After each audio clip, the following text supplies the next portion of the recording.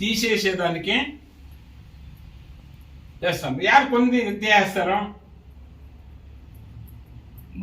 మాకు రాని మిగిలిన ఎవరు తీసుకుంటే మేము అధికారంలో ఉన్నాము, మళ్ళీ మేము ముందర అధికారంలో ఉండాలంటే మాకు విరోధంగా వచ్చే ఓట్లు మొత్తం కూడా తీసేయాలి.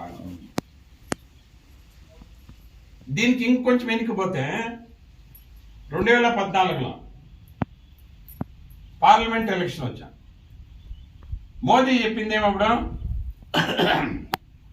భాషణాల్లో చెప్పాను ఏమని, మేము అధికారానికి వస్తే 100 దినాల లోపల అవతల దేశాల్లో పెట్టిన దొంగ డబ్బు మొత్తం కూడా దుడ్లో ఎత్తుకొని వచ్చేస్తాను, ప్రతి మనిషికి ఈ దేశంలో 15 లక్షల రూపాయలంతా వస్తుంది, నాకు అధికారం ఏందా అని. నాకు అధికారం ఇస్తే కనిష్ట పక్షం యువకులకు అందరికీ కూడా సంవత్సరానికి 2 కోట్ల ఉద్యోగాలు ఇస్తాను అని. ఈ భ్రమలో అన్ని చెప్తా జనాలు ఏమనుకుంటారా, ఏమో స్వర్గమే వచ్చేస్తుంది అనుకుంటారు కదా, మోదీ వస్తే స్వర్గం వచ్చేస్తుంది మాకు అనుకుంటారు. ఓటేసినాక 5 ఏళ్ళు అయిపోయా, 19లో ఎలక్షన్ వచ్చా. అప్పుడు జనాలు ఏమనుకుంటారా, 15 లక్షలు వచ్చినా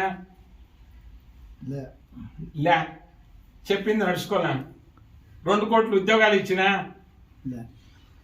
నడుచుకోలే, రైతులు పండే పంటకి 200 రేట్ ఇస్తామని చెప్పి ఇచ్చినా జనాలకు అసమాధానమయ్యా. 2019 ఎలక్షన్లో నాకు ఓటు రాదు అని తెలుసుకున్నప్పుడు జమ్మూ కాశ్మీర్లో ఏం చేసిరే, ఉల్వామా అనే జాగాలో ఎందుకు తెలుసా, ఇది నా పేరు మనకంతా అంత ఐడియా